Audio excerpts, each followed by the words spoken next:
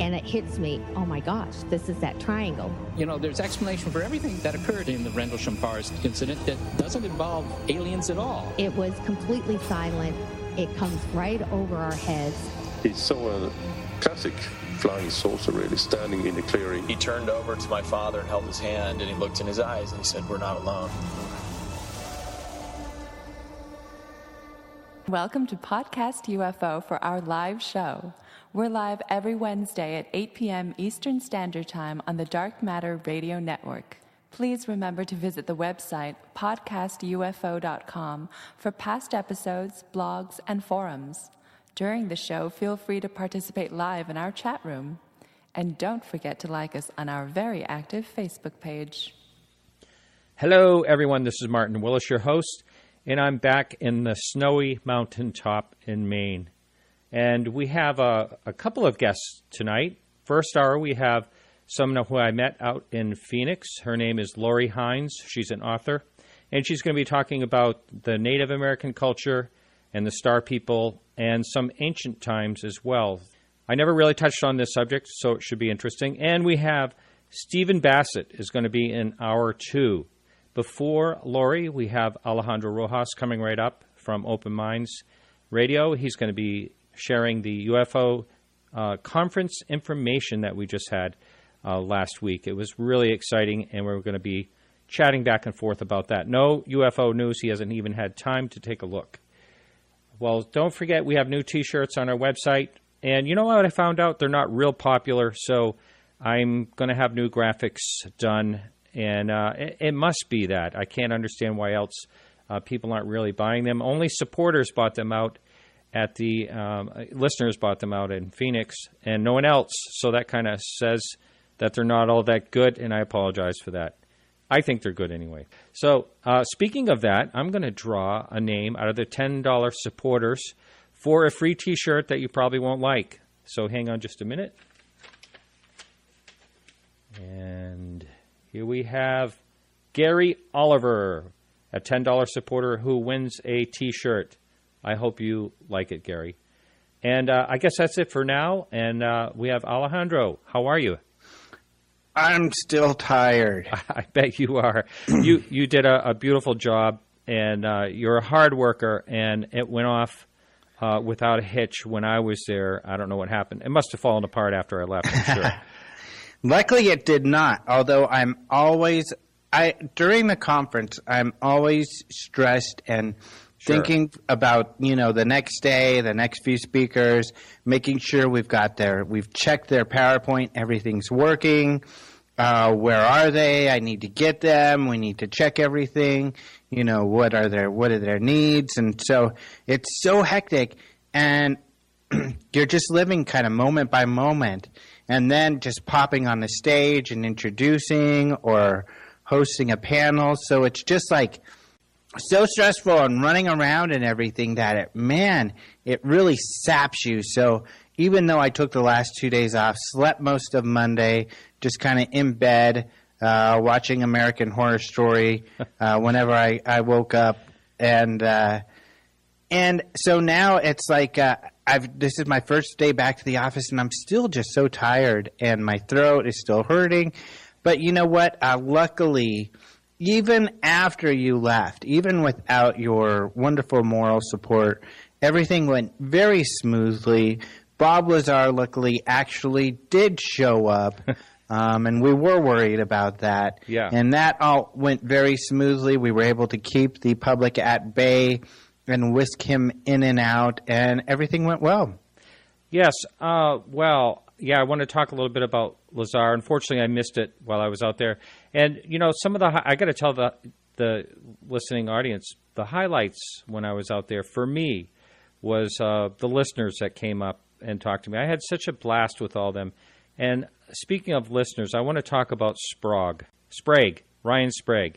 Sprague, I call him Spragu because his name is kind of spelt like ragu with SP at the beginning. Yeah. So I like to call him Spragu. What I got to tell you, what a gentleman, what a nice guy he is. He's awesome. He was just such a pleasure to hang with. I really, really enjoyed him. I did get to spend a little time with Charlie Foltz, and what another nice guy he is. I mean, I've forgotten what a nice gentleman he was, and he did a great presentation.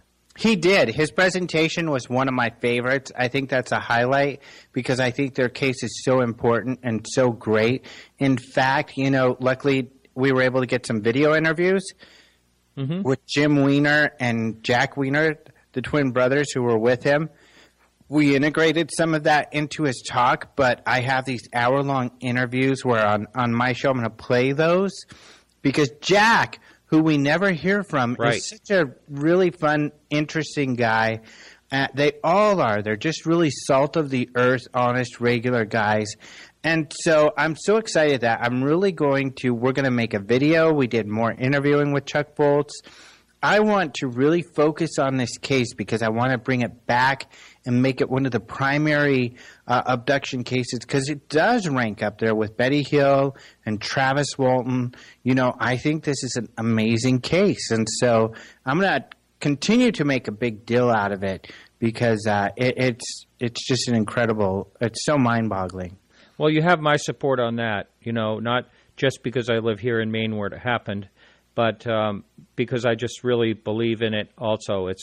To me, it's one of the most solid ones, and I think I mentioned that 2 or 3 times last week. And, hey, for the listener who's listening, also, you can go to the website, podcastufo.com, and you can see the video that was taken while behind the scenes. About an hour of that podcast is on video on our homepage. I'm going to leave it up there.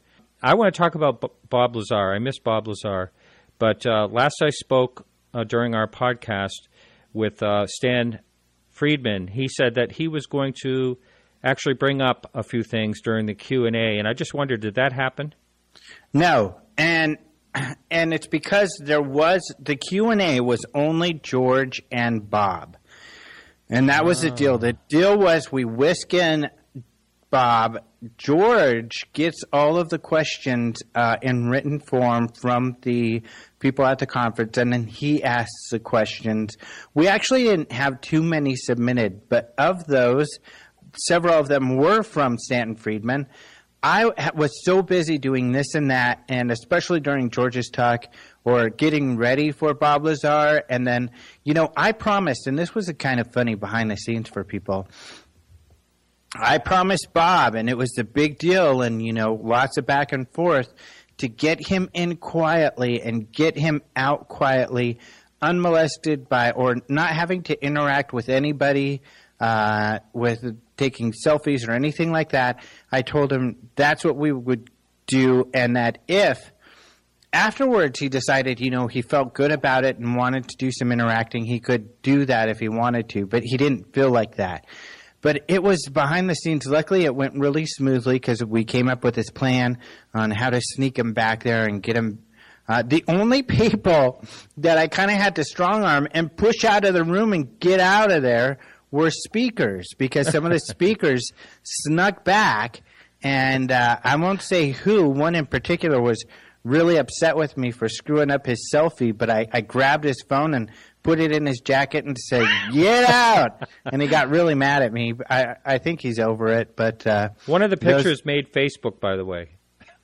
Yeah, there are. Yeah, I know. There were a couple backstage because then I had to yell at the crew, "Hey, quit taking selfies and screwing around. We need to get this ready," because I'm just, in conference mode. We got to get this going. We got to check everything and get it rolling. Everybody's so Twitter-pated that they're like, okay, they're ready. George doesn't even have a microphone. Bob's microphone is hanging by his leg. So I'm like, what the hell are you guys doing? So it was a real, just kind of a mess back there. But luckily we got it all straightened out. We got them on the stage. We got them out. And, of course, then everybody comes rushing to come back to meet him. And I'm like, sorry, guys, he's already on the road and out of here. So he just wanted it that way, and that's what I guaranteed him. So sorry to the speakers or to people who came back and wanted to get pictures or whatever. I was going to hold to my word and make sure that it was a seamless, real easy in and out type of situation. And luckily it was, and he was very happy with it. And I know one of the speakers who was like, "But Bob likes me." And it was like, well, he was very happy that I kicked you out. And to get things rolling. Because and he may have liked, this couple other people. But, of course, we had a show to put on, and you don't have much time, and you need to get people out there and rolling. So they did not ask Stanton's questions from what I understand, because I was really nervous, checking security, checking this, checking that. I didn't get to see a lot of it, so I'm going to have to watch the video. But people did come up to me later and said they didn't ask much about the education stuff, but people really loved it. And it was really interesting because, Bob's answers are really off the cuff. They feel so genuine. They feel like, he really has these experiences. However, we did have a panel the next day that got kind of heated with Stanton and Jeremy Corbell, who interviewed Bob Lazar, is friends with George Knapp and Bob Lazar, and was defending Bob Lazar. We also had Mark Pilkington, who wrote a book and did a documentary on Richard Doty. So there was heated debate about Doty. There's heated debate about Lazar. And Stanton got to get in his arguments for the education and stuff like that. So people should watch that panel. It was really good because Stanton got to get in his comments and Jeremy his retorts. But it was fun. It was heated because, of course, I jumped in there. Some people wanted to see a debate between Stanton and I about Doty, and we were able to get a little bit of that in that panel. So it was fun, and luckily, the whole group are people who really respect each other, and we're very respectful. So now, I just saw Richard Doty on Facebook reaching out to George Knapp. George Knapp's a friend of mine on Facebook. And so it looks like, who knows, he might be coming up on Coast to Coast or something. Yeah, I know George Knapp, whenever I'm on Coast to Coast and I talk about Doty, often George Knapp will go, I'm going to hear from him because he's a liar. And of course, so I often talk about the different things he's lied about. And he's admitted, he says he's a disinformationist. So I just always caution, we can't trust him if he says he's a disinformationist and he keeps lying. Why do we try to believe things that he has to say? And a lot of people do. Going back to Lazar, I just have a gut feeling that the whole thing, it has nothing to do with Stan Friedman or anyone else, but right from the beginning when I first started looking into Bob Lazar's claims, it just doesn't feel right. I don't know. I don't know if I really believe it. I just don't get that warm and fuzzy feeling. I know he's a really intelligent... Is that what you look for when verifying cases, if you just get that warm, fuzzy feeling? Well, it helps, yeah. But, I see that, he's an incredible speaker. He's really, really sharp, brilliant. But I just don't know. I don't know. Maybe there are parts of it that are true. But, my whole feeling is that he was never even there. That's just my feeling. And I know last time I said this about him, I got some hate mail, and I'm ready for it, Well, I'm not, I'm always like this, and I think some people don't like it. I'm never 100% about anything, but I'm still on the fence with this one. I go back and forth, and George has very compelling arguments when it comes to this case. And I want to re-review George's talk and Bob Lazar's Q&A and then go from there. And when I do that, maybe we could talk more at length about that. But I would recommend, and this isn't necessarily a sales pitch, but for exploring this case, I would recommend that people get the George Knapp video and the Q&A with Bob Lazar and the panel with Stanton Friedman. And I think you're going to get a really full idea of, both sides of the stories and get an idea for the feeling of the story and what Bob Lazar's claims are. And it was really funny because we did struggle. And at one point, Bob Lazar threatened he said, I just don't feel good about this. I can't do it. Really? And we were like, well, you've already signed the contract and we've already sold tons of tickets for this, so you can't back out now. Yeah, no kidding. He talked about that. I haven't said anything about this to anybody, but he actually talked about that, which I thought was hilarious. He said something like, well, but I couldn't because they would have sued me, but in a nice way. So they would have sued me in a nice way. Yeah. Yeah. It was really funny that he brought that up, which was also a positive thing because it just showed he was open and about some of this stuff that could be embarrassing towards him. But that was really funny that he had brought that up. I'm going to put a banner on my website so that'll just someone can click on right on Podcast UFO on our homepage or on the sidebar where you can get these DVDs. And I'll gladly do that once I receive the ones for free in the mail from you. I'm kidding. Yeah. Discount Speaking rate. of free, I really enjoyed my T-shirt that you gave me of the UFO podcast, and so I don't know what these people's problems are.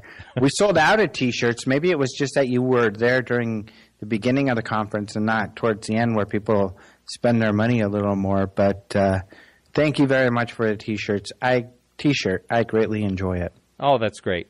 Well, hey, so next week we'll be back with the real news. Yeah, we'll be back with some news fit for radio. Okay. All right. Hey, you get yourself some good rest, son, and we'll be talking to you next week. And it was a real pleasure recording with you out there and seeing you. It was really the highlight of the year, especially when I have 4 feet of snow here. Yeah, the weather out here was wonderful. Luckily, the weather held up, too. So it was a great time. I think people had a really good time, and I was so happy you could make it. I was just so sad that I had to leave. So. Yeah, so was I, buddy. All righty, I'll be talking to you next week. All right, talk to you later. So hang in there for the music break, and we'll be right back with Lori Hines.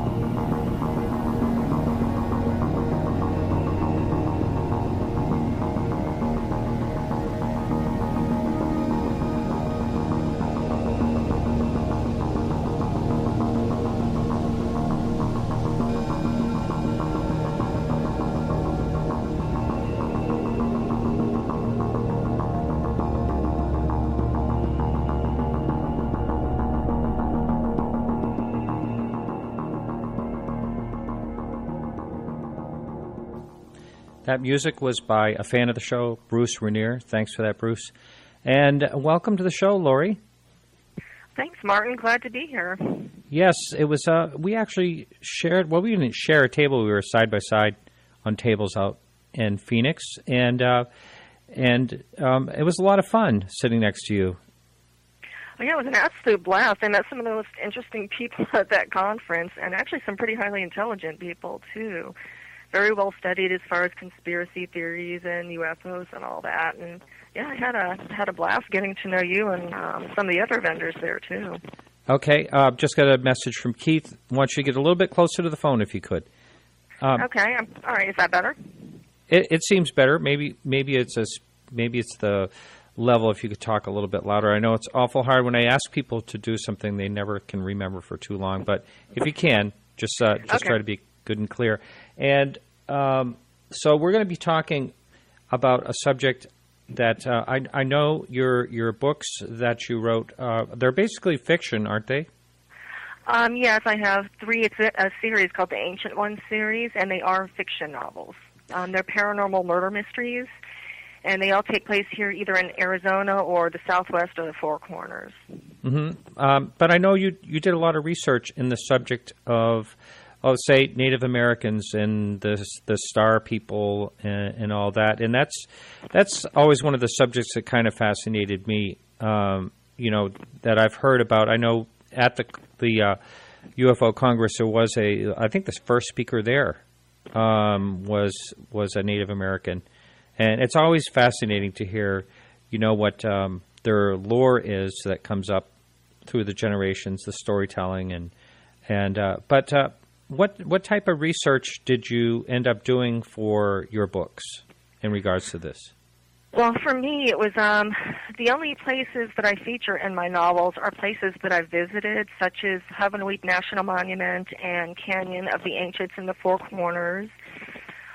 In my first book, one of the main settings or locations is Sunset Crater Wupaki, which is about 20 miles north of Flagstaff, and that's an amazing location. It's volcanic ruins, Indian ruins, things like that, so it's absolutely beautiful. So a lot of people say when they read the books, they're like, well, that really brings me back to the location, reminds me of places I visited because the amount of detail you have. So for me, when I visit a place, I do visit a lot of Indian ruins and places like that, prehistoric locations or historic, so that I can include those in my books. Now, if you're listening live on the Dark Matter Radio Network, you can jump over to podcastufo.com, and it's a real easy sign-in in our chat room. The level of attendance in our chat room has been down for the last few weeks. I understand last week because I was out of town, but we're going to continue that, but if the level just keeps low, then I'm probably not going to keep going with it. And I'm sorry to waste so much time on this, but I thought I would address it. If that is the case, then we can use the Twitter feed on Dark Matter Radio Net, which is darkmatterradio.net, which is right below the podcast, the live player. So that might even be more convenient. I just like when people go to my website. I guess that's what it's all about.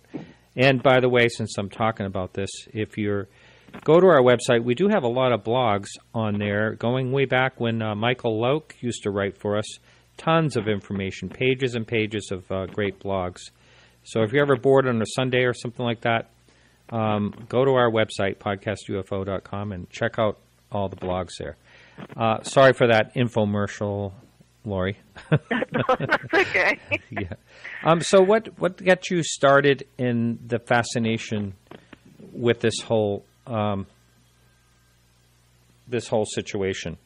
With the books? Yeah, I actually started out doing poetry, but that was like 20 years ago, and I had some poems published, and then I thought, I've always wanted to do a novel, and so I started attending writers' critiques group and started talking to published authors, and the series itself and the subject of the series, because they are paranormal murder mysteries, started, I was actually a paranormal investigator for a couple of groups here in Phoenix, and including a TAPS family member called Sonoran Paranormal Investigations, and I believe they're still together, but some experiences that I had with that group actually got me going with the mystery and the series itself. And it started out more paranormal, supernatural. One of the main characters is Joe Luna. He's a Native American. He's a medicine man, but he's also an FBI agent. And there's a number of important characters, including a psychic medium, and her name is Lorelei Lanier. So each of these characters and the plot progresses throughout the whole series. I see. And do you have another book in the works following? Yes, my fourth book in the series. There'll probably be at least 6, and because I'm looking to do a nonfiction book too. But the fourth book in the series is called A Piece of Time. And it's kind of, there's some fantasy elements to it. There's a scene in Ireland, I believe some scenes in Arizona, and it's kind of spread throughout the Southwest like some of the other novels are. So it's, there should be at least 6, but the fourth one still needs to be edited. And then I've already started on some ideas for the 5th one as well. And that one, oh, go ahead. No, well, the one you said that's nonfiction, what's that? What is your idea on that one? That one I'm still trying to figure out. Probably something tying into Native American history and maybe even Star Children, that kind of thing, because there is a belief, many Native Americans, and not just Native Americans, believe that we have very strong ties to the stars, that we're made of stardust and things like that. A lot of people do believe that. So not quite sure. I have a friend in the Laguna Pueblo. I was up there, and he showed me around and told me a lot about the history. And I think he's really wanting me to write a book about the Pueblos up there. There's 19 different Pueblos, so that would actually be pretty interesting. Oh, yeah. Yeah, an astrophysicist will tell you that we are all made of stardust, basically. All the elements came from from supernovas that, so everything that we see, everything that we are, it's pretty amazing when you look at it that way. But as far as the thing that always fascinated me was the lore that goes back for, I think it goes back for, hundreds of generations, so that they can, I don't know how far back they can document, but still, that we came from the stars. This is Native American. Yeah, and it's a pretty interesting subject because when you think about, I started studying prehistory probably like about 5 years ago, and that kind of detail worked its way into my books as far as, for example, if a character was walking around in Sunset Crater, Wupaki, or Hammurabi ruins here in Arizona, the kind of potsherds they would see on the ground, they would mention petroglyphs or pictographs they were seeing and maybe kind of touch on prehistory. So that's kind of how it works its way into the books. But some cultures here in Arizona are the ancestral Pueblo, Mogollon, Sadawa, all very fascinating cultures from that time. And we're talking maybe late BC into the AD era, and some of them disappeared, and that's, for a lot of people, they still consider it a great mystery as to why a lot of these tribes or cultures disappeared, but I think a lot of people believe it was just migrations.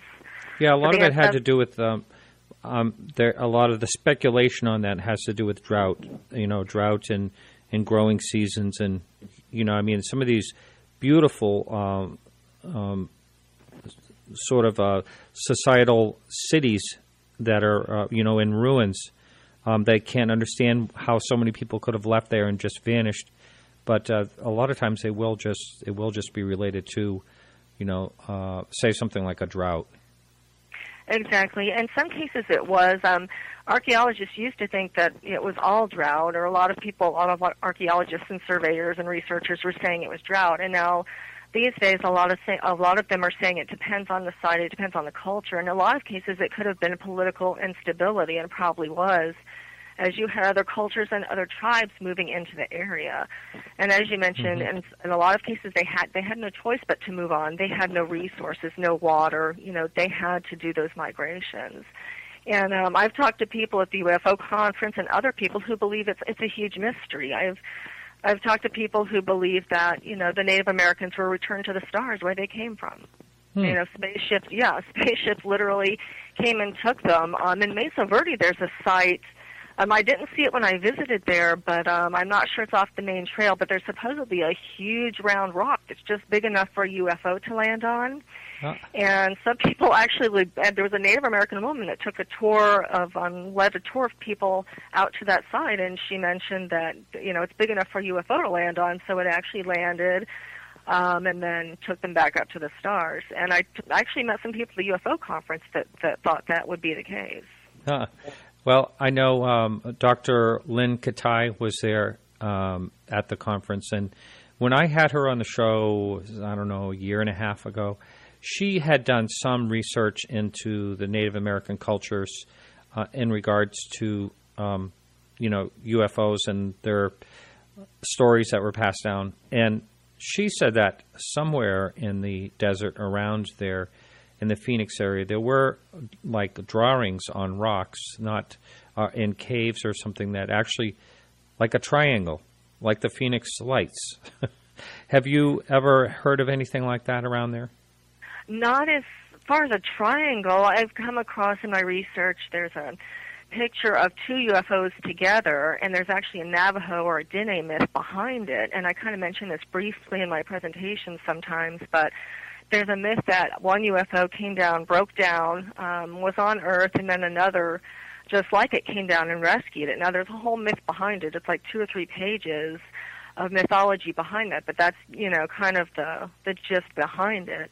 And you do see a lot of rock art here of what people call ant people. And there's debate. Some people you talk to, including the UFO theorists, will say, well, the Native Americans actually they saw these UFOs, they saw these aliens, And that's why these drawings or petroglyphs and pictographs are on the rocks and on the panels. And some people, including Hopi, there's a myth called the Ant People, and the Ant People actually took the Hopi underground and taught them the merits of food storage and sustenance, and actually saved them from starvation. So is it that they saw UFOs, or that it's related to their mythology of the ant, the Ant People? Maybe it's some of both. I mean, I have no doubt that they might have seen UFOs. Some of them probably did, considering how many sightings we have today. Was there more back then? So it's pretty interesting when you do see a lot of the rock art. Yes. I really don't think the time element has much to do with UFO sightings. Yeah. Everyone, the skeptics or debunkers or a lot of people say, oh, yeah, this whole thing started in 1947, and Roswell, and, it was all because of, people went crazy over the media and everything. But if you look hard enough, you can find the possibility of sightings. A lot of it's not very clear. There's something out there. People are talking about Alexander the Great had a UFO sighting, but that was, basically debunked because that was just something that was made up in 1952 in a book or something like that. It is really hard to research things like this, and especially when it goes into history and the written word and what's out there. The cave drawings and are ancient and are very intriguing, all the different figures. And then there are ant-like people. I don't know if that has anything to do with it, but there are ant-looking people on some of those rocks. All really intriguing. And yeah, like Nevada and Utah supposedly have a lot of that. It's really all over the world too. And a lot of people do look at that and say that's evidence that they saw UFOs. And as you mentioned, as far as the time thing, I'm sure they did. I'm sure a lot of them did. This didn't just start with Roswell. That might be one of the major recorded events, but it had to have started long before that.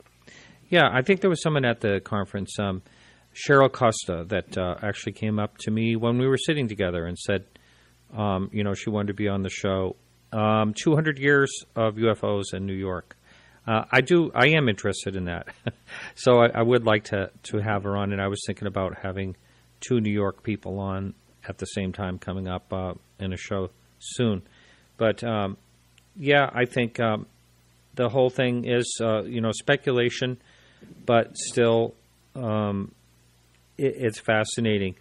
Did you actually interview any Native American people directly, or was this just other types of research? Well, I have talked casually, like I had my own radio show called Under the Surface, and I did interview a lot of Native Americans, mostly from the Southwest, but I think I might have had a Cherokee person on, Lakota, people like that, but most of them were from the Southwest because the events I attend are arts festivals here in the Southwest, but we never really got into a discussion as far as the UFOs. Usually it was more prehistory. But some of them do believe, that there are ties as far as the mythology to the ant people and things like that. And the research I've done, some people I've talked to, they do think that the ant people that you see on the rocks could tie back to the mythology. And when I talk to some UFO people, they're like, oh, no, that just indicates they've actually seen aliens, and maybe it's some of both. One of the things you hear a lot, and actually I heard people talking at the conference about this, is kind of like the mystery of ancient life, and the discovery of people are talking about there's Roman artifacts found in somewhere in the Americas or things like that. What do you think about all that? Do you have an opinion on the possibility that we were visited by other countries that weren't supposed to be here pre-Columbian? Well, it's kind of interesting because one of the things I talk about in the presentations is cranial deformation. And if anybody's ever watched Ancient Aliens, which I'm sure a lot of your listeners probably have, that's something I work into the talks. And the Mayans were very heavy into cranial deformation, as well as the Germanic Huns and other cultures, even ancestral Puebloan. There's evidence of the Hohokam people here in Phoenix. There have been skulls found that they think the reason for these deformations is to kind of pray to the alien gods, or because of sightings they've had and things like that. The Mayans in particular, in a lot of cases, they're deformed because the women put their babies in these cradle boards and working in the fields and things like that. So after time, their skulls get deformed. But the Mayans actually had deliberate skull deformation. It was like a major cultural thing. And when one of the Spanish explorers actually asked one of the Mayans, why do you do this? They said, quote, this is done because our ancestors were told by the gods that if our heads were thus formed, we should appear noble and handsome and better able to bear burdens. And when you consider the size of the skull, that kind of makes sense. So, I mean, I don't know if I necessarily agree with the actual alien tie-in to that. Just the size of the skull, better able to bear burdens and they actually consider it to make them more attractive. Have you ever heard of the Lloyd Pye's Star Child skull? Yes, actually I did. I tried to get a hold of someone from that experiment or from that project to be on my show, and I never heard back. Yeah, Lloyd passed away, I think it was 2 years ago now or so, somewhere around there. And I'm curious to find out what the status is of that. It's kind of funny. For some reason, that show I did with Lloyd Pye is my absolute number one listened to show. It's still getting thousands of listens. I don't know exactly why, but I guess there's a lot of people interested in that, and in particular, that skull is very, very puzzling. It's almost beyond deformity. Yeah, it's pretty interesting compared to like I was just talking about the normal cranial deformation and stuff like that. And as far as like the Star Child thing, a lot of people I talk to say, what is that? What is a Star Child? But there's so much more beyond that. I mean, star children, I guess in a way all of us are star children, but there's a purpose for star children and I'm sure, this probably was touched on during your interview with him, but there's a reason that star children are here, supposedly to make the planet better and stronger. We've got so many wars going on, and it's just, it's really scary, in my opinion, the direction we're heading. And for star children, there's different levels of star children. A lot of sites you go on will say there's 3 different types, rainbow and crystal and indigo being the 3 main types. But I've actually talked to people who add 2 different categories to that, platinum and diamond, who are the newer versions of star children. And one of these people, and I've talked to other people as well, that they have the ability to download languages from alien species. They'll just find themselves talking these specific languages. And I'm sure in some cases it's totally fake, but this one woman I know, she's highly intelligent, and just the fact that she can do that, and I think I met somebody else at the UFO Congress too that either said they knew somebody that did that, and it might have been somebody at the conference themselves, but it's pretty fascinating what's happening and the abilities that these star children have. I mean, some of them can even contact extraterrestrials and call the UFOs to Earth. They're telepathic, they can levitate, and they actually, a lot of them have physical characteristics like that of an actual alien. Their skulls are the big skulls, they have the large almond-shaped eyes, and in my 4th book I actually developed a character, she's a star child, based on that description, kind of. Now, where are these descriptions coming from? Oh, as far as the star children? Mm-hmm.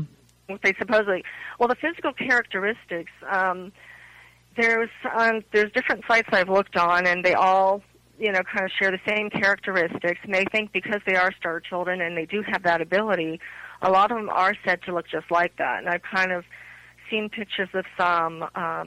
I think a lot of them just look like normal children. It's just they have extrasensory abilities. They're just remarkable in what they can do, particularly calling aliens to the planet, being able to communicate with aliens. I don't know if that necessarily means they're being abducted. I don't think so. I think it's on a whole different level. But there's some remarkable abilities. Being able to walk by, I actually have a friend in Roswell that took a test. There's tests you can take to determine if you're a star child.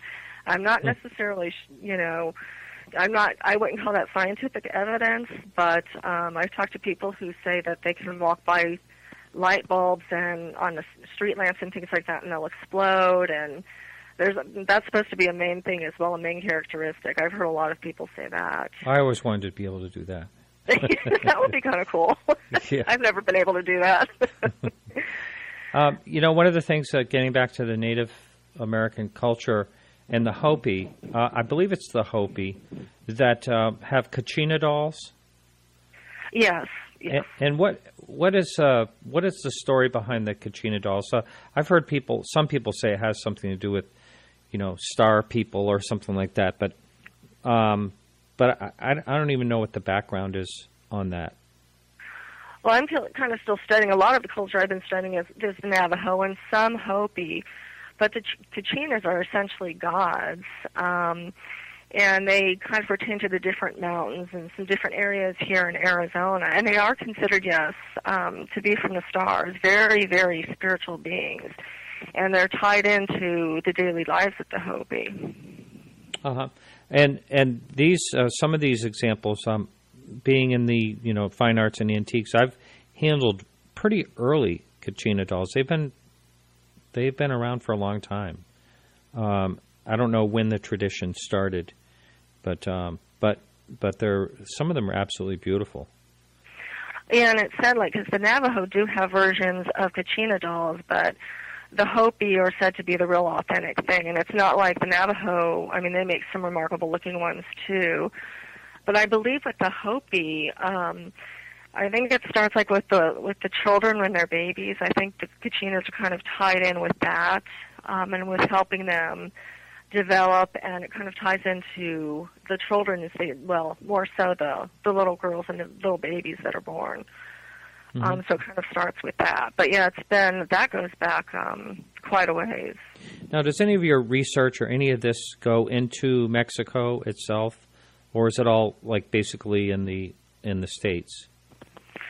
Mostly in the States, but I've done, as far as when I mentioned the cranial deformation, it kind of ties back to the Mayans, and I've done some studying as far as Mesoamerica, because there was Pocteca traders that went back and forth from, they were kind of elite merchant military class, and they went back and forth. They were traders between Mesoamerica and maybe the Chaco Canyon area, Four Corners, and things like that.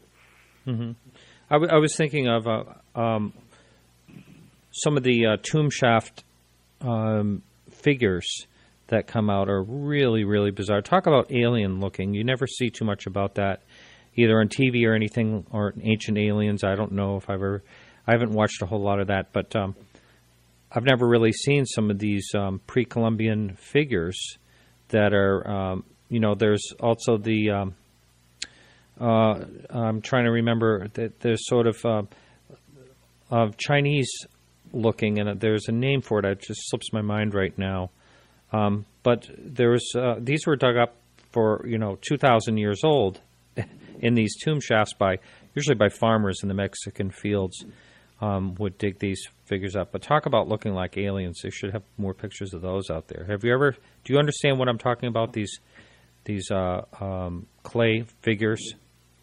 No, I'd have to figure. I know I'd have to do research on that. I don't know anything about those. I mean, I know there are similar symbols, like when you hear information about the feathered serpent and things like that associated with Mesoamerica. There's a village called Paquime in Mesoamerica, and you would actually see similar symbols found in Paquime in Chaco Canyon and things like that. There's similar statues and similar symbols that would be found between both villages. So I know there's been a lot of question as to migrations and the type of people that lived in Mesoamerica, and their migrations into Chaco Canyon and into that area. Yeah, we always think of the border between the U.S. and Mexico, but you go back a couple thousand years, well, actually just a few hundred years, and it wasn't, it wasn't there. So that's kind of where that came from. Anyway, what are some other things that when you were doing your research that you've uncovered as far as like the stories, the Native American stories in relation to, the Star Children? Let's see. Well, as far as Star Children, I've just been doing a lot of research on their abilities, the types of Star Children, maybe their physical characteristics. Most, I believe, just look fairly normal. I think there are the exceptions. I've come across some Navajo mythology. One of the main locations in the second book, and I think it's mentioned in some of the other books after that as part of the series, is Shiprock Peak. And there's certain mythology and legend behind Shiprock Peak, as well as a lot of other sacred sites. In particular to the Star Children, I don't know if that necessarily relates back to the Star Children, but Shiprock Peak is actually said, some of these sites are actually said to have UFO bases underneath, and that's one of them. I was doing a signing in Flagstaff, and I can't remember if he was Navajo or Hopi or if he said, but he mentioned it. He's like, did you know there are actually UFOs under Shiprock Peak? And I know in Dulce, New Mexico, I think a lot of people know about that one. That is supposedly a base as well. And Shiprock Peak is a very strong location. You just type it in and you get all kinds of pretty fascinating information that comes up about it. And there's supposedly ley lines associated with the Shiprock Peak and things like that as well. So it's a very interesting location, a very high energy location. Some people think Sedona, Arizona is a pretty high energy location, but to me, which it is, but Shiprock Peak kind of blows that away. You just drive up to it and the energy you feel, I mean, you can actually feel the humming and the energy behind it. Now, does that mean there's a UFO base underneath? No, not necessarily, but my husband and I visited their ex-husband about 20 years ago, and he decided to relieve himself on the base of Shiprock. And all of a sudden, a woman's voice, I know, I looked at him like, you're nuts, and all of a sudden, a woman's voice just rang out, and there was no one around, no cars. This is like the middle of the reservation out there, kind of. I mean, it's getting a little bit more developed, but all of a sudden, a woman's voice rang out, and you could hear her singing, and it sounded like an older woman, but, it's kind of a little hard to tell, but people get the shivers when I tell them that, and he looked at me, and he's like, I don't think I should have done that. Yeah, that'll stop him. So people laugh when I tell them that, either that or their eyes get really big. They're like, your ex-husband wasn't that bright, was he? So that was a very interesting experience. That really was. Yeah, I think there is something to these places in regards to some type of energy. I mean, there's a lot of things that just don't make any sense as far as, the paranormal activity in a certain area. And it just really makes you wonder. A lot of times it comes up the Skinwalker Ranch, and I just heard from George Knapp today that hopefully in March he's going to be on our show and talk about that. That fascinates me, and there's so many things that were going on there. And I know that's north of northwest of Phoenix by many hundreds of miles, but that's just all fascinates me. Yeah, that was a fascinating location. There's all kinds of interesting stuff going on at that place. Yeah, UFO sightings for many years, and there are Native American cultures all around there as well.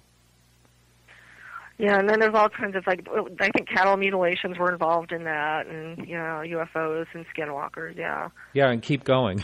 There's, cryptoids and Bigfoot and, large wolves and dogs, and, just so much stuff. It just seems like a science fiction movie, the things that people were reporting there.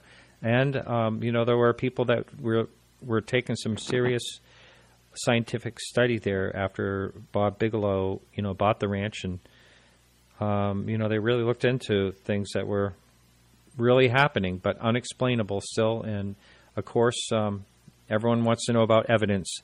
That's always the tough part. Yeah, a lot of people, I think, thought that was drummed up, and a lot of it was fake. And I mean, the family supposedly only lived there for 2.5 years, and then moved out because of the amount of stuff going on. But yeah, they couldn't take it anymore. Yeah, that's pretty heavy duty if all that is true. So. Right. Are there any other places that you're aware of? You said, is it Sonoma? No. What was the name of it? Oh, the Shiprock Peak? Yeah. Are there any other places like that you're aware of that you visited? Or? Well, that's, as far as all of them are kind of spiritual to me, just because I have proof that I have past lives as a Native American. Of course, a lot of people have. That's no surprise. A lot of people feel they have ties to Native American past. Some have had many. So for me to visit Indian ruins, petroglyph sites, things like that, are very spiritual, very important. When I go to national parks, which a lot of the locations in the books are national parks or BLM land, things like that, it's pretty much Chaco Canyon's an amazing place. Mm-hmm. I've talked to, there's a geologist author friend that, she feels she has ties to a lot of these places as well. And Stonehenge, I think she said Stonehenge was the most powerful place for her.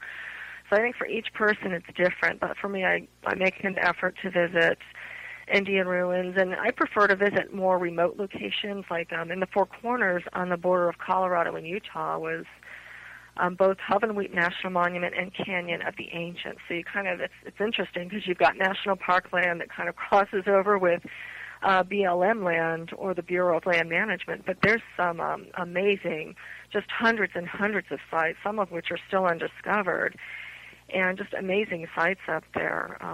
The one that's it's on the cover of my third book, is part of Canyon of the Ancients, and it's called Painted Hand Pueblo. And it's a cool little site. It's kind of like a steep trail that goes down to it, but it's not a long walk. You just kind of walk around some of the ruins and then go back up.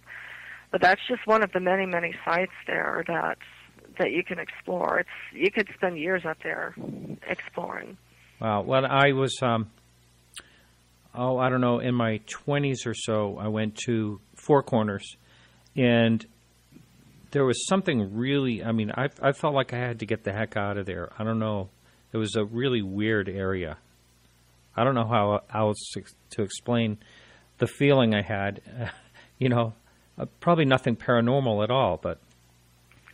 well, sometimes, was it just kind of a negative feeling? Or yeah, just, yes, okay, it was. Yeah. It was like, get out of here or something. I felt like...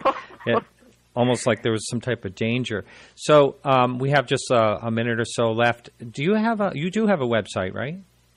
Yes, my books, 3 books that are out now are on Amazon, both in print and ebook. But yeah, I do have a site on WordPress, and you can either go to WordPress and just type in my name, or it's LH, my initials for Lori Hines, author, author.wordpress.com, and that'll take you right to my website. Well, very good. Well, it's been a real pleasure. You were very kind when we sat next together, and it's been a real pleasure speaking to you tonight. It was great meeting you as well, and I appreciate you having me on the show. Very good. Thank you. And I'm going to be signing you off, and I don't do this very often, switch guests in the middle of the stream here, but if you're listening live, hang in, and thanks again, Lori. All right, thank you. So that's it for the free part of this show. If you want to listen to the second part, all you have to do is subscribe for $1 a month or more at podcastufo.com. You'll see right on our sidebar, we have all that sign-up information. Stephen Bassett is coming up in hour 2 to talk about Podesta, disclosure, and more. So I want to thank everyone for helping out with the show today. First of all, Alejandro Rojas with the news. I want to thank our guest, Lori Hines.